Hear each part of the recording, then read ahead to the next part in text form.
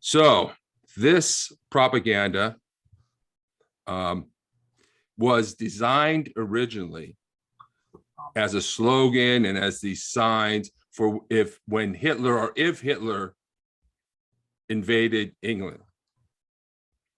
And this is what they planned, this slogan, keep calm, carry on. And then it just became a slogan for dealing with difficult situations. But this is what this initial piece of propaganda was designed for. And so I want to do a trigger warning now. Okay, so a lot of what I'm talking about might trigger people. I don't believe that this point of view that you're going to hear today, I think it's being suppressed in the mainstream media, in the media. I don't think the media, I think it's a fairly common view, but it's not being aired. I'm not seeing it being aired. And I think more Americans have it. So let me stop that. Okay. So my view is definitely, it's not right or left. And basically what it's going to be just me doing a very short presentation, and then we're going to have a discussion. It's not even a presentation, it's just a short lead into a discussion for the rest of us. It's definitely anti-Putin. And I think I'm coming to believe nowadays that if something is popular, if an idea is very popular, it's probably because there are propagandists who have found it useful. So I criticize things as just simply because they're popular. And then I have this basic question. If your view helps Vladimir Putin, then re-examine it.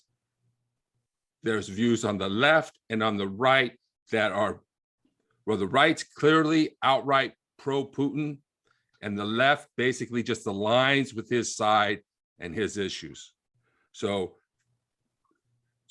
trigger warning, it may trigger you. Try to keep calm and carry on as we have this discussion. So my name's Rich Procida. I'm an author and attorney. I studied law and did some graduate work in international service at American University in Washington, D.C. I co-authored a textbook on global studies, a survey of First Amendment law in different countries around the world. And I founded the Truth and Democracy Coalition because I really felt that we need a pro-democracy movement in this country. We need not just an anti-racist movement, but an actual pro-democracy movement.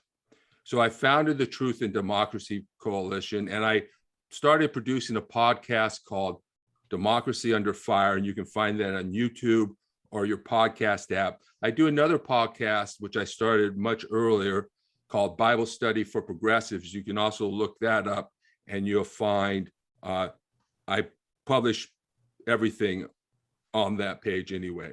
So all the podcasts come together. It's kind of like just my little baby. Whatever I'm doing is what the podcast is about. So I also write and speak about religion and politics, and I currently practice law in California. So what I'm going to do is a short presentation, a short little, no more than like 1,000 words, something like that. And talk about some of my feelings about what has happened here. And but most of this is going to be your opportunity to respond, ask questions, discuss things. It's a short opinion piece. So this is mostly going to be discussion.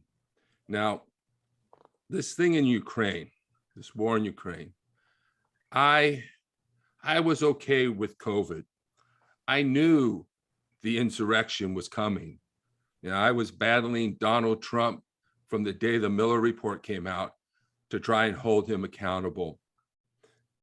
And I was doing okay, reasonably okay with all of that, with all of these problems. But when Ukraine hit, I wasn't prepared for that. And it brought up old trauma of being forced to be someplace I don't want to be, It's unimaginable to me that this could happen. I can't imagine how the people there feel about this, and that somebody would actually do this. It's so disturbing to me, and I'm so upset about it. And that's why I've decided to have this discussion. And also because we're not getting aired a variety of opinions. We're getting the far right, and they're not hawks on this issue. Surprise, surprise, surprise. They're not calling for military action. And the left, they can't do an anti-war protest without being against NATO. So I'm excluded from both sides. So that's why I say this opinion is not left or nor right. It's more in the middle. Maybe it's the middle. Maybe it's just my opinion. Now, so this has been a difficult time for me. So, but I want to begin just by pointing out that the atrocities that Putin is committing in Ukraine right now, and combined with the expectation that there's going to be a long, bloody, and expensive war, makes me think that it's now time. It's been time already. It was time from the very beginning, actually, to start talking about winning this war. I mean, are we going to have really years of this? We're going to put up with years of what's going on right now in Ukraine. Winning is the only realistic exit strategy, and forcing Putin to the bargaining table is our only hope. It's time to push back on Putin's war and reverse the global decline of democracy, because that's what Putin is attacking here. Not only NATO, but democracy, liberty, freedom, human rights, everything that is the most important things on our agenda is under attack right now. So democracy itself, which is a human right, it's in the Declaration of Human Rights to have the right to be represented, to rule ourselves, is threatened around the globe. In 2020, it lost ground. In the 2022 Global Democracy Index now rates America's democracy as 26th in the world. And The Economist reports, for the first time since they've been doing this, that more than half the world's population now lives under authoritarian regimes. And most recently, the United States Human Rights Report shows that human rights are backsliding too. And these are obviously connected, and they are the same thing. So these authoritarian leaders like Putin, they're terrified by the pro-democracy movements around the world, from the Arab Spring to the present, and to protest in their own countries. And of course, there are also domestic propagandists who have a variety of motives and objectives. But what they've been doing is stoking division and disseminating propaganda designed to undermine democracy. So they've spent years convincing Americans, and this has gone on for years already, and many of you will recognize these, hopefully, but they've convinced both the left and the right that we as Americans cannot, or should not, or must not promote democracy in the world. That we don't have a real democracy in our country. We can't do nation building. And this is more on the right, though, but we needn't care about what happens in other countries, as if we should just wait until the enemy is on our doorstep before we respond. They say our democracy is flawed, and that some of our recent attempts at nation building have failed. And therefore, we mustn't dare promote or defend democracy in other countries. It's true that the United States of Europe have not only failed to defend democracy, they have at times actively undermined it. This, however, does not mean that we shouldn't promote democracy. It does not mean that we shouldn't defend democracy. It does not mean that we should give up on democracy. It means that we need to do a better job at nation building, a better job at promoting and defending democracy. Americans' history with nation building is actually mixed. Those people are telling you, oh, we're a terrible failure. We can't do anything. Well, hey, we set up a democracy in Japan, South Korea, and there's other nations that we've been successful at promoting. Look at all of South America and Latin America. Now, democracy is threatened there now too by global factors, but compared to Africa, South America is free, and that's our area there of our area that I forget what they call that, but that's our backyard. And so we are not the enemy of democracy. America is not the enemy of democracy. It's not the enemy of freedom. It's not some capitalist, horrible country, okay?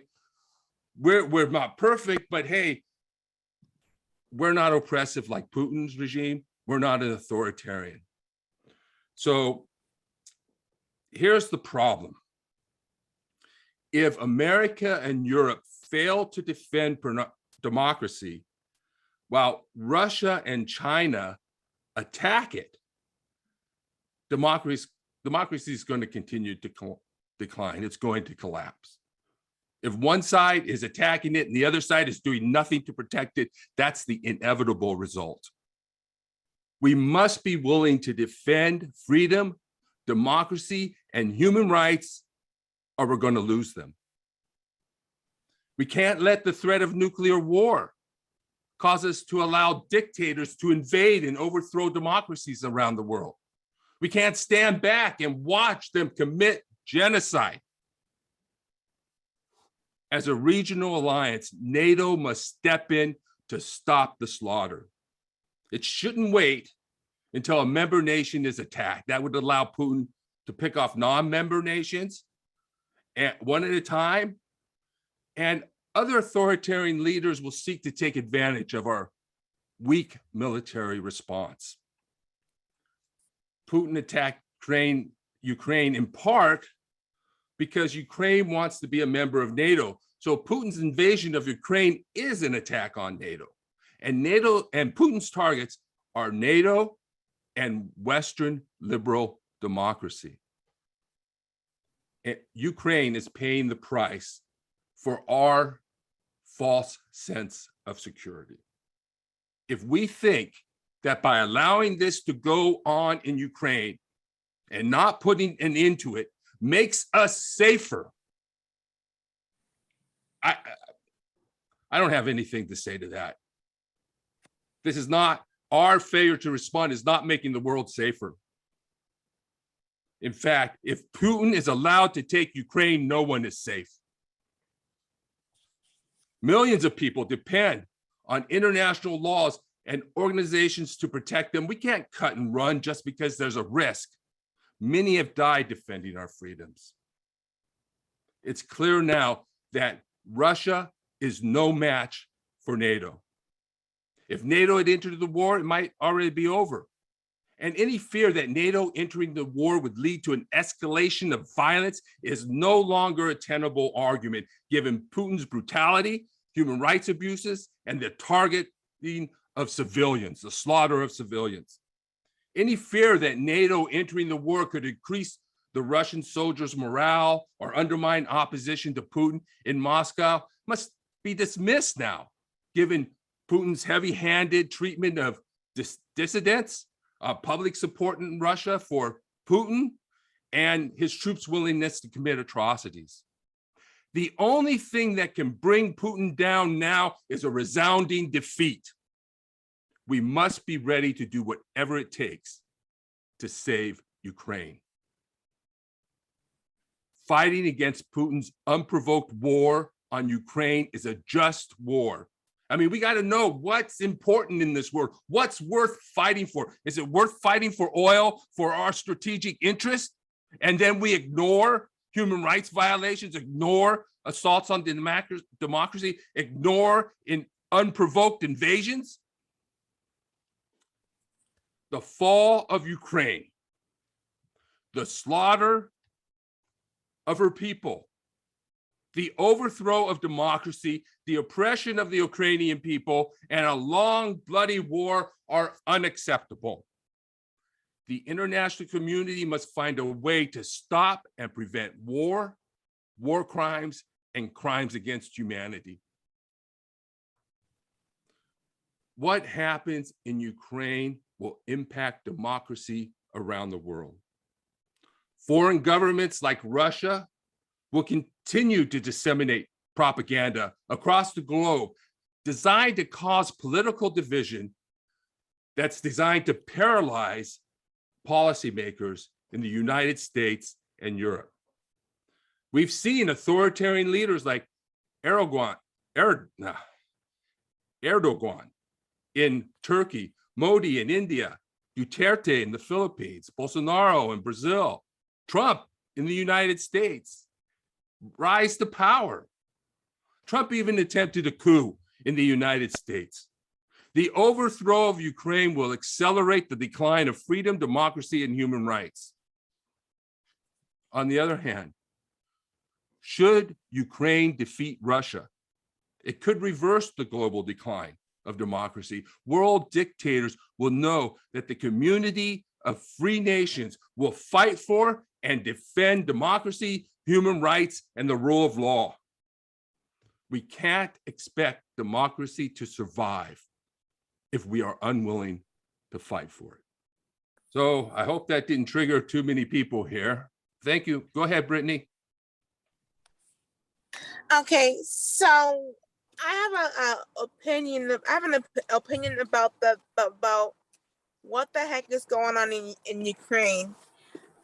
Because I had the news last Thursday, and there was a lady lost a son because of that, and the Russians keep on doing the attacks in Ukraine, and it really has to stop. This attack has to stop. It needs to stop. Thank you, Brittany. Thank you. You're welcome. Go ahead, Jeffrey. First off, I couldn't have said it better. I literally couldn't have said it better myself. Literally, I'm trying to become a politician myself to fight, so I can fight for those three principles, not just in America, but across the world too, the right way, without invoking World War III. But you know, but also and on a personal note, I think I sent you a friend request on your Facebook account. Thank you, Jeffrey. I'll look for that.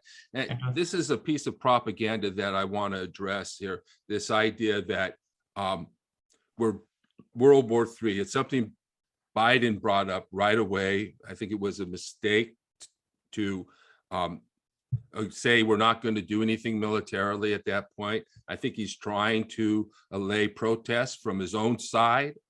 But I think it can't let us stop thinking. So this is what propaganda does when it says, oh, World War III, and then we stop thinking, what about the people in Ukraine? Are they paying the price for what I call our false sense of security, that somehow we're avoiding World War III? And why should they pay the price? I mean, it makes us stop thinking about what the facts on the ground. We can now say, oh, well, we can't do anything and just watch the slaughter. And I think there's very important questions. Yes, there's the threat, and it's a real risk, and Putin has nuclear weapons.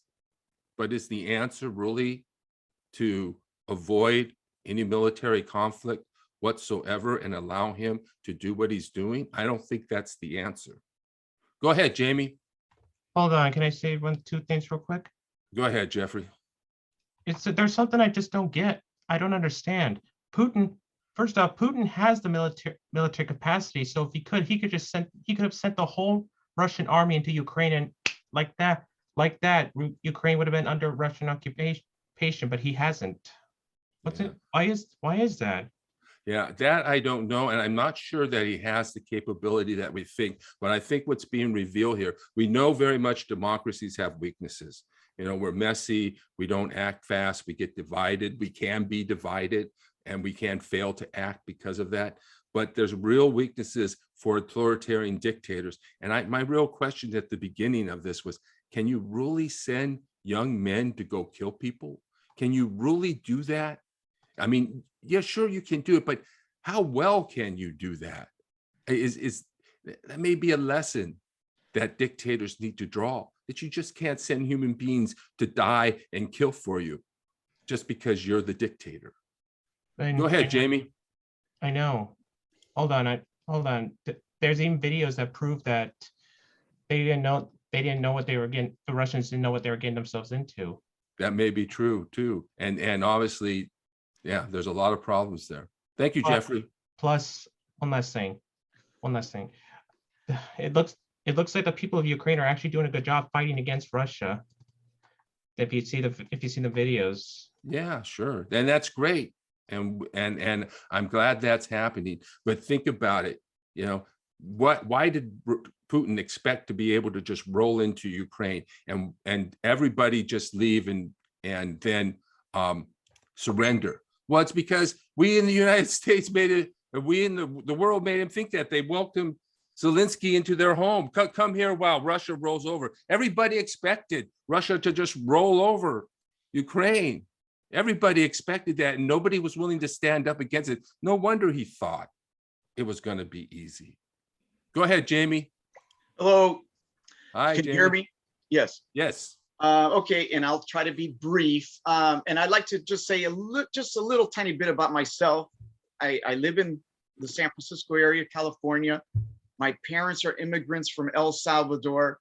I've traveled to the Middle East. I'm an activist with things related to the Middle East. So I believe in helping when I see tragedies around the world. And I knew I was going to be criticized for supporting Ukraine on Facebook, you know, on certain pages. I've heard from some individual, more from the left. I don't like these words left and right, but anyway.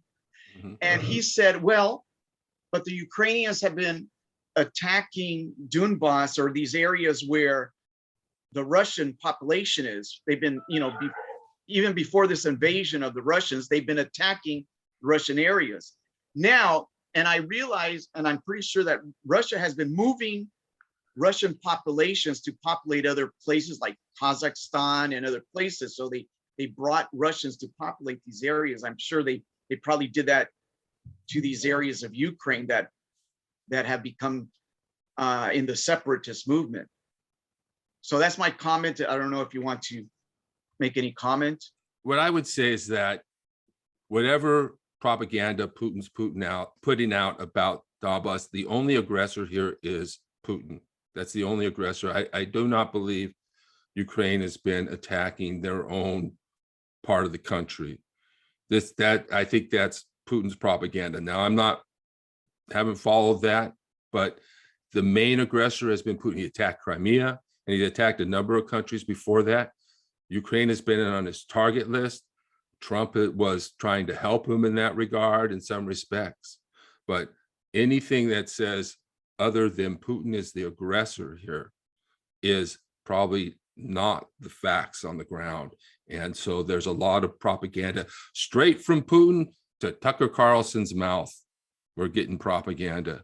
And the left, they've just been anti-American.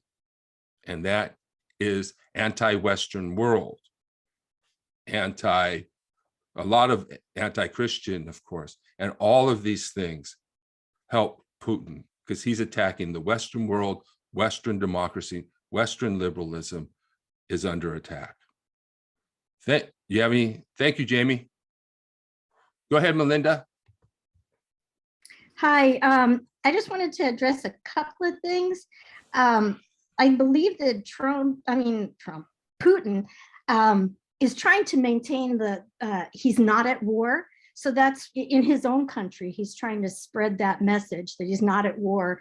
So I think that might be one of the reasons why he's not just getting all the troops down there and making it very obvious.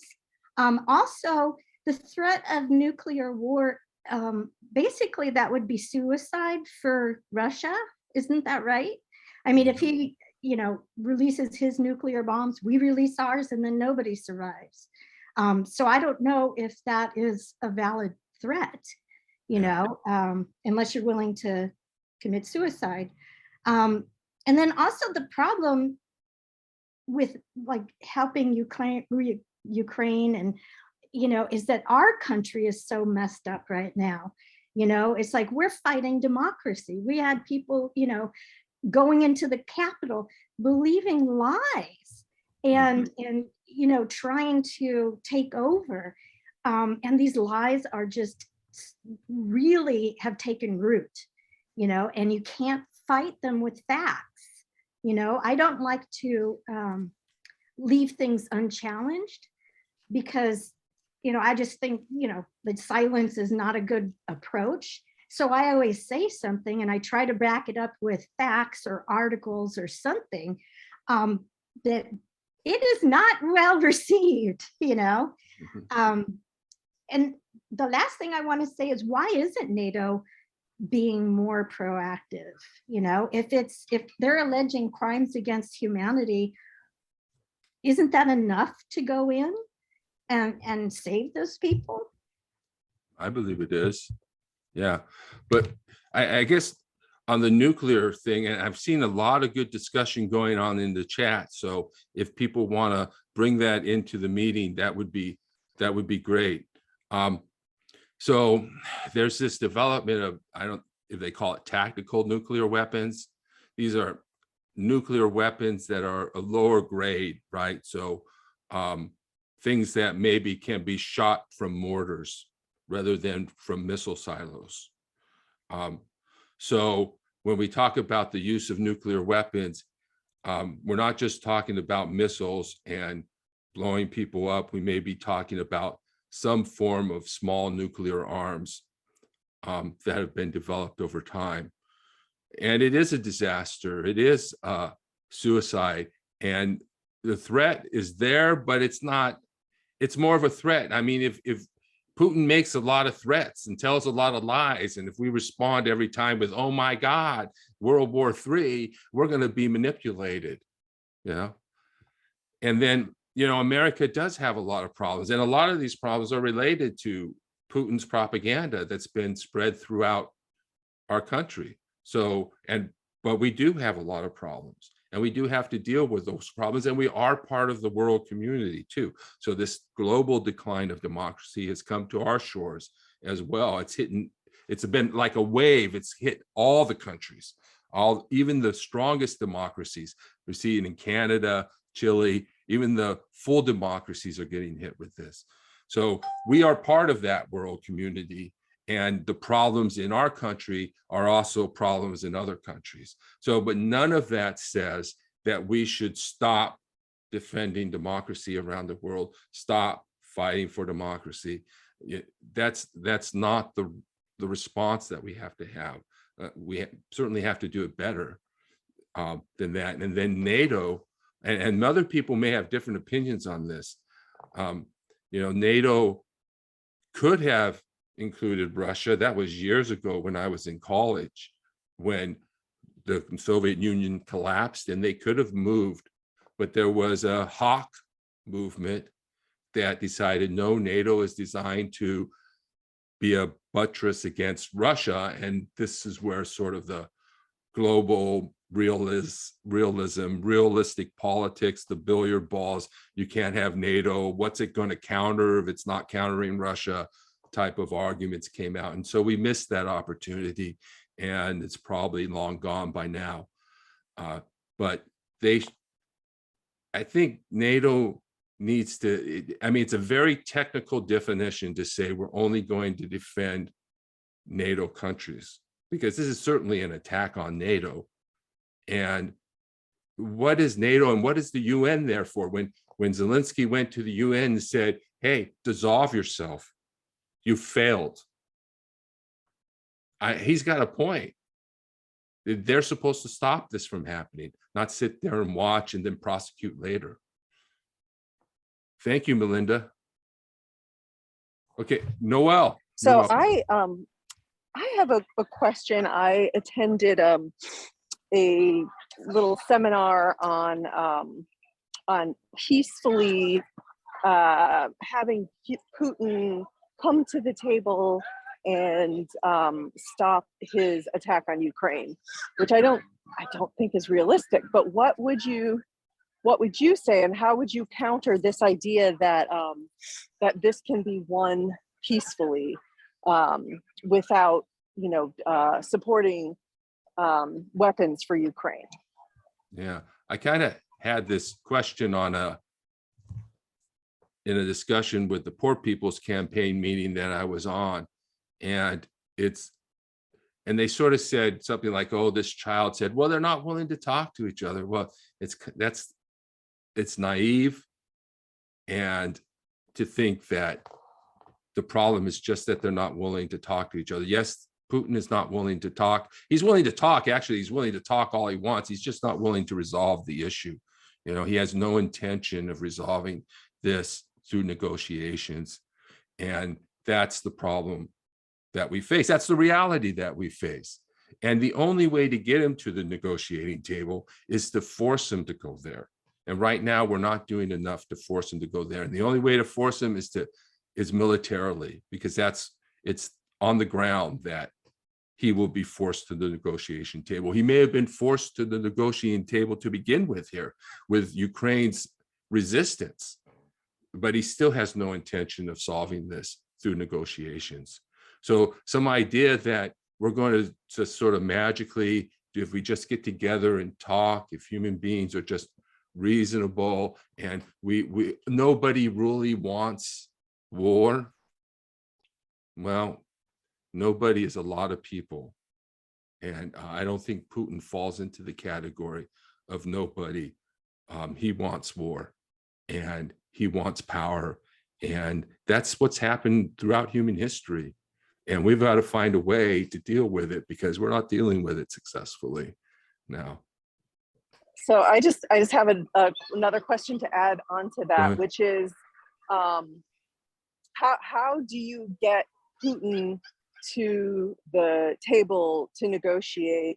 Certainly sanctions aren't effective because, it's a dictatorship and they just arrest anyone who speaks out.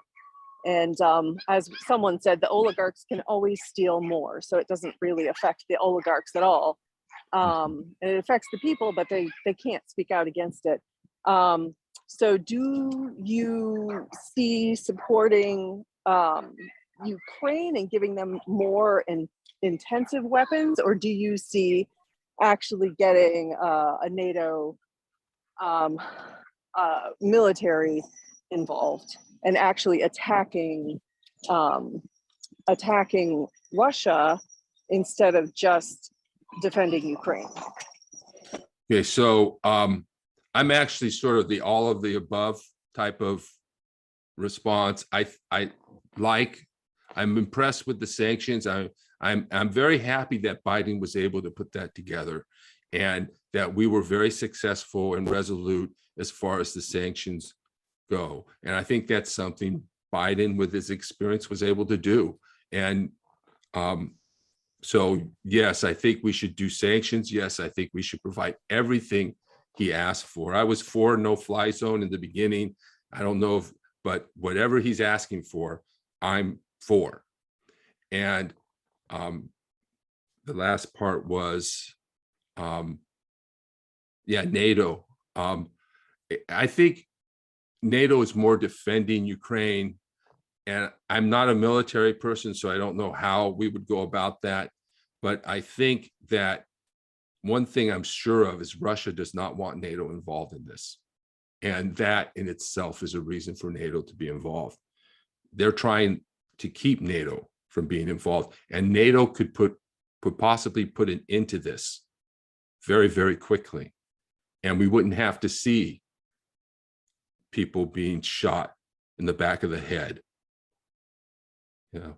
Of course, it's unpredictable. Things could go awry. There's no doubt about that. Yet the alternative is what we're seeing now. So is what we're seeing now okay, tolerable? Or should we take further action to stop it? And I think, and there are risks, no doubt, but the risk of not doing anything are painfully obvious as well.